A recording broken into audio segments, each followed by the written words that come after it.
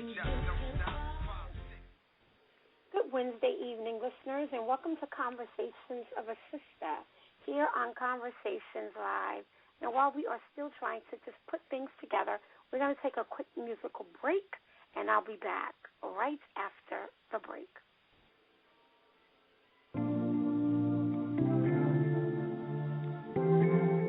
Thanks for tuning in tonight as I continue my weekly celebration of Women's History Month. Therefore, I want to, and I'm going to, jump right into my topic tonight on loving your bodies as it is, as they are. Now, this may not be too much of an issue with men. I don't know. But I know this is an ongoing battle amongst a lot of women, which is why a lot of women get their tummies sucked and tucked while undergoing different surgeries to improve their images and appearances. In October of last year, I believe it was my fourth show, I discussed self-absorbed individuals. And I kind of touched on that topic with regards to women and their insecurities, which brings me to my guest tonight in celebration of Women's History. She's a graduate of Pepperdine University. She is the nation's leading scholar on body terrorism, a former college professor who speaks at conferences, colleges, and community events. She gives works. I guess we had a little interruption there. Dr. Clark, are you there? Yeah, I got dropped. Welcome. I'm here. I know. I understand the call dropped before. Yeah. But I'm glad that you're back. I was introducing you, telling my listeners how you modeled for the Ford Modeling Agency under the nickname of Fifi, appeared in multiple national media outlets, modeling for clothing lines such as Just My Size, Jones, New York, and several other designers. Welcome again, Dr. Clark, to Conversations of a Sister. Thank you so much for having me. Now, Dr. Clark, tell me, I want to know, I'm curious about your coaching practices into helping women learn to love their bodies. Tell us about that a little bit. Yeah, I got into coaching women first on femininity. One of the things that has happened is a lot of women learn to use masculine energy and not their feminine energy. And so in working with women to use their feminine energy, you have to like your body. You have to be connected to your body and use your feminine energy is actually an alive, energetic force inside your body. And so many women didn't like their bodies so that they couldn't even really activate their feminine essence, or it was a big, big challenge because you feel really good when your feminine essence is activated. And so many women have this negative self-talk that they give to themselves about their body. So since I am a curriculum developer, I developed a whole curriculum on how you like your body. Wow. Well, you know, I think that women think that because they're competing with men, a lot of them are the heads of their households. A wide variety of single-parent households are mostly women. So I think that this is the reason why a lot of women feel the need to compete with the men, and they kind of, I don't know, I can't speak for all of them, but they kind of get lost in that. So I think that's a very good point.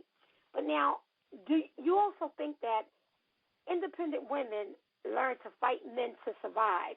Are they both related or interchanged somehow? It is related because if you're going to be, truly happy and fulfilled, those are results of having a lifestyle where you thrive. Right. But first you have to survive before you thrive. And so if survival just stays real, real difficult, you never get to the point of being able to thrive. And so women fighting men, sometimes that does have to happen for our survival. But much of the time it doesn't. And we don't always know when to cut it off or to when to make the distinction. Some of the things we are fighting for we already have. Right. And you also believe that this is what affects relationships between men and women. Yes. Because it can be a challenge, Yeah. I have another curriculum actually on the 10 Commandments for Gender Peace, Ending the War of the Sexes. And so that's where I talk about that, that you can end the war of the sexes. And, yes, both sides have to want peace in order to have it. But the biggest thing that a lot of women don't understand is a lot of the fighting is because you're using masculine energy. So your man has masculine energy, and so do you. And masculinity is hardwired to compete with masculinity. But when you switch to your feminine energy, masculinity is hardwired to provide and protect femininity.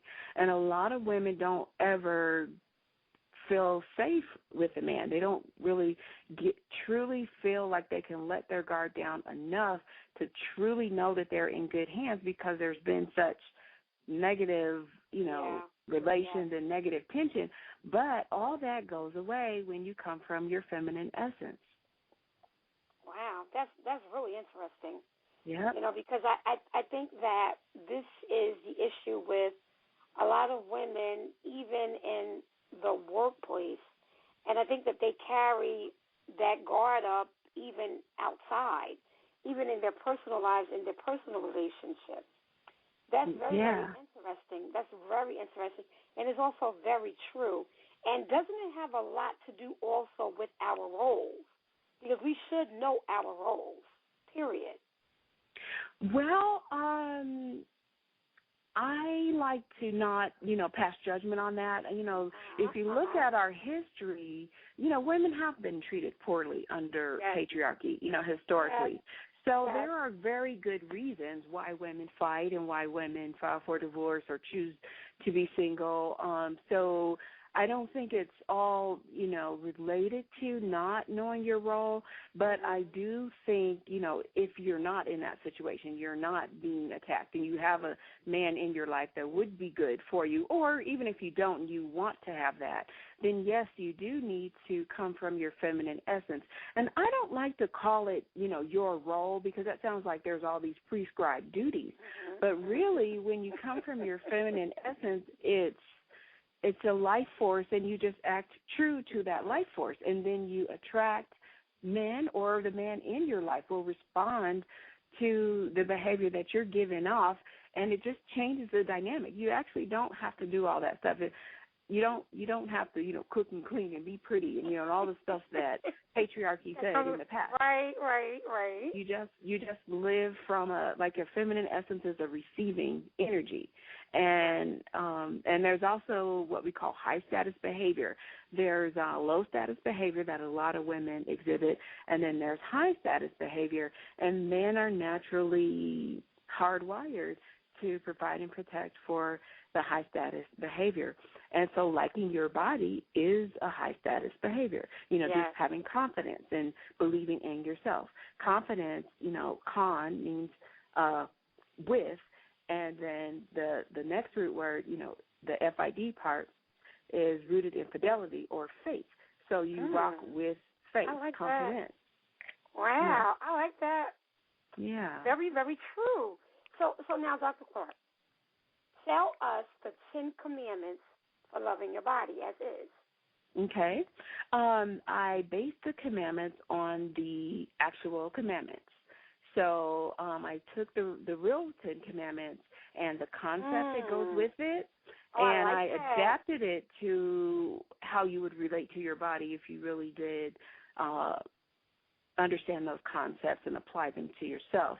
So the first commandment, do you want me just to run through the list of 10 or explain what I mean? Want you to, I'm anxious to hear, okay. I'm familiar with the 10 commandments, but I'm anxious to hear how you related it, me being a Bible scholar. I just want to hear it.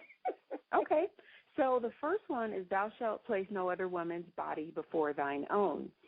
And so I like that one. You like that one? First one already? That means when you're comparing yourself with other women.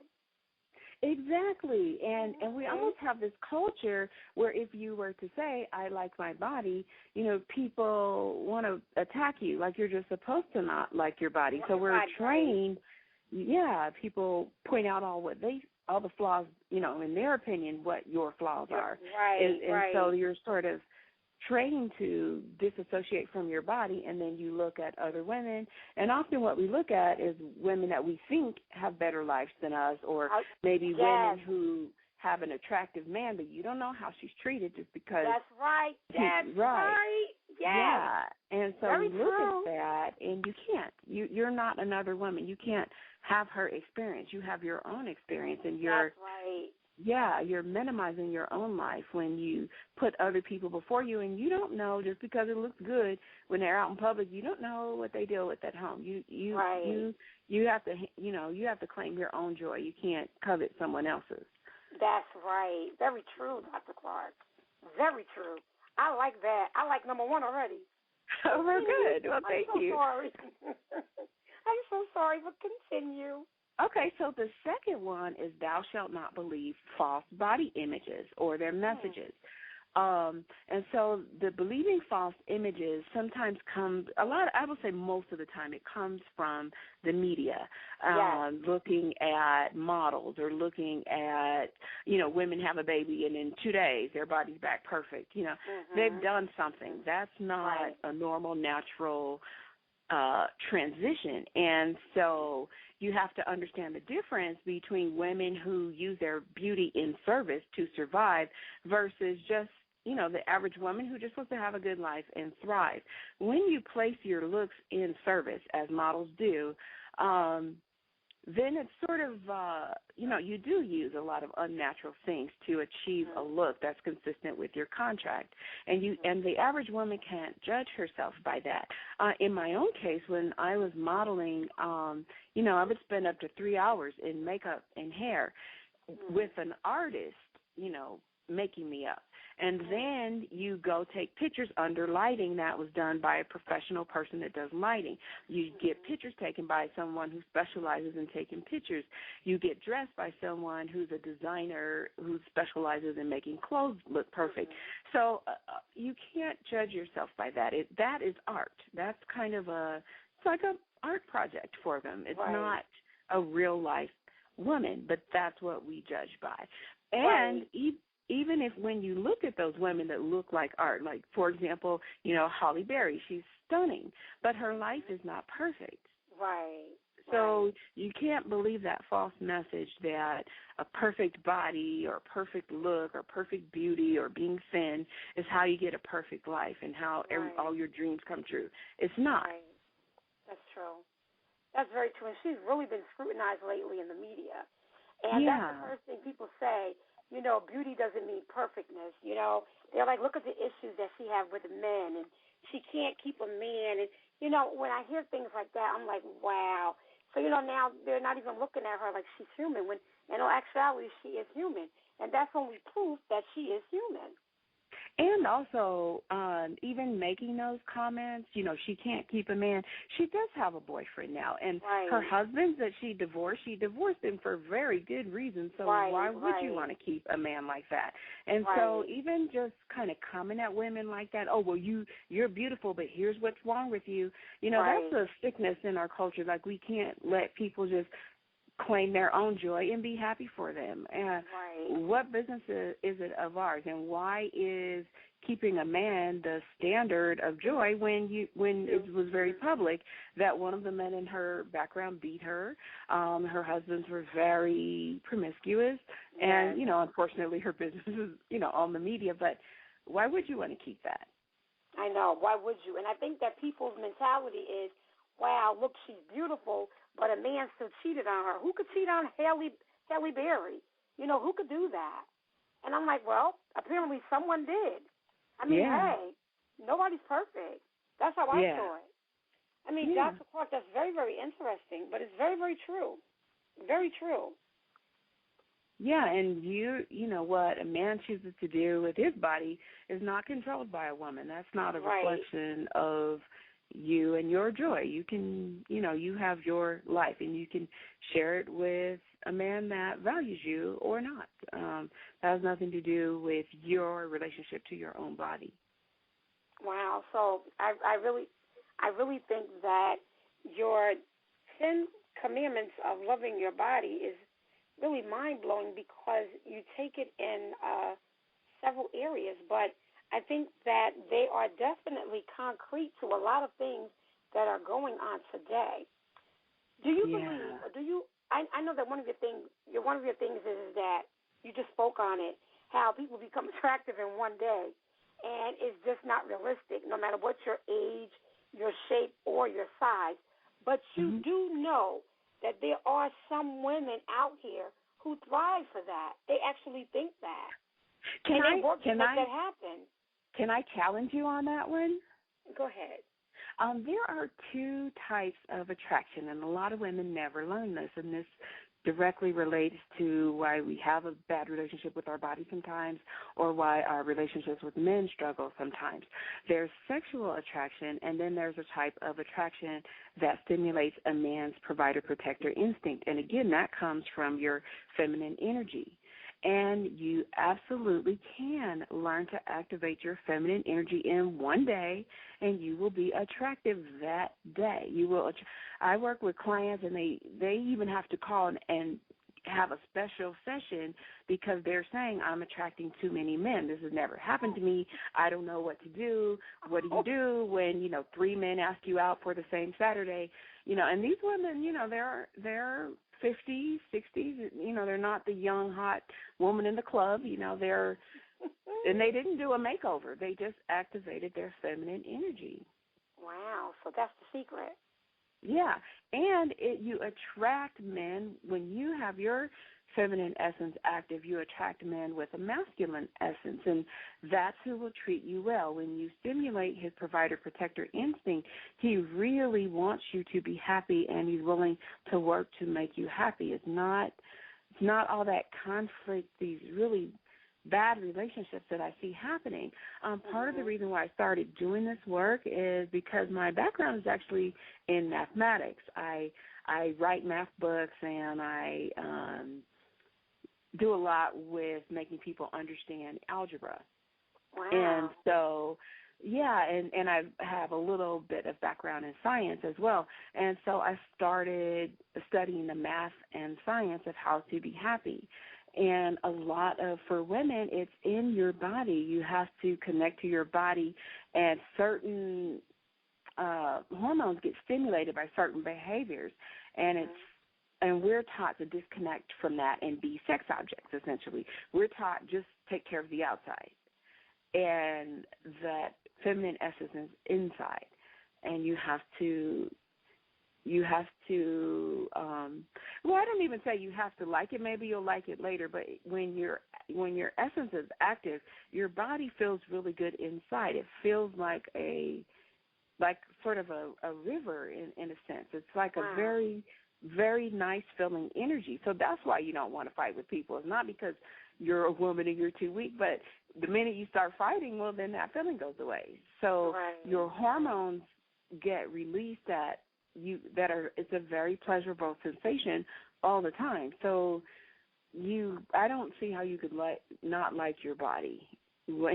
And I always wonder when women put themselves down, I'm like, they look feminine, but is there a feminine essence active inside their body? I can't imagine that you would do certain things to your body and hate your body when you feel that way inside. I don't know. And some women do.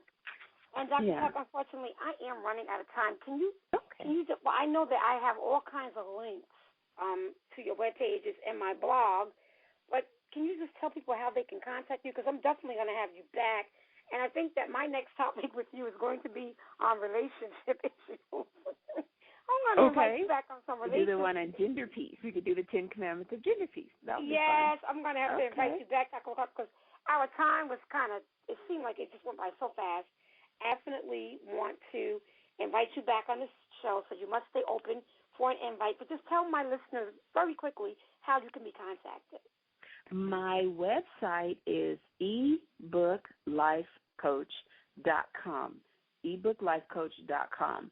And if you're interested in doing this, the coaching sessions surrounding loving your body or surrounding Queen, surrounding the feminine energy activation that I talked about, then you can set up a 20-minute consultation. If you just click on the page, on the link for my coaching, you can schedule a 20-minute consultation to see, if you like the program, and then we can move from there. Wow, I think that's great. I thought it was a great topic, especially in celebrating Women's History Month, and you are definitely contributing a lot to women's history. I really, really, really appreciate you coming on the show, and you must look forward to an invite back because I have to invite you back. I'm already seeing emails from my readers saying that you're blowing their mind. So, great! How wonderful! Yeah, that really makes me feel good because my dream really is just for women to get over our stuff and really live in joy, because it will really reform society. I really believe the adage, heal a woman, heal a nation. It really is true. Wow, that's very powerful. Heal a woman, heal a nation. That's very powerful, and I received that, most definitely.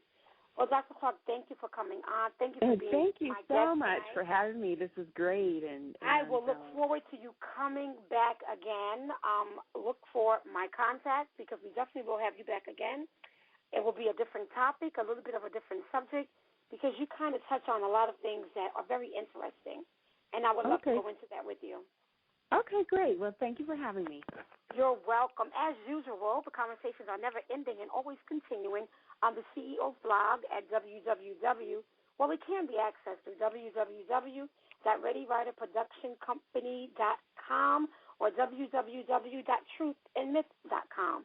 Until next week, whatsoever things are just, lovely, pure, honest, and true, if there be any virtue and any praise, I want you to think on these things. Until then, bye-bye. And any praise, I want you to think on these things. Until then, bye-bye. And any praise, I want you to think on these things. Until then, bye-bye. And any praise, I want you to think on these things. Until then, bye-bye. And any praise, I want you to think on these things. Until then, bye-bye. And any praise, I want you to think on these things. Until then, bye-bye. And any praise, I want you to think on these things. Until then, bye-bye. And any praise, I want you to think on these things. Until then, bye-bye. And any praise, I want you to think on these things. Until then,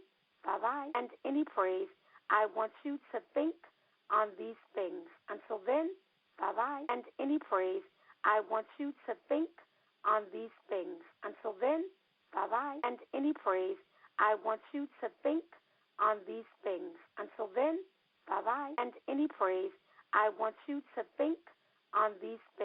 Until then, bye-bye. And any praise, I want you to think on these things. Until then, bye-bye. And any praise, I want you to think on these things. Until then, bye-bye. And any praise, I want you to think on these things. Until then, bye-bye. And any praise, I want you to think on these things. Until then, bye-bye. And any praise, I want you to think on these things. Until then, bye-bye. And any praise, I want you to think on these things. Until then, bye-bye. And any praise, I want you to think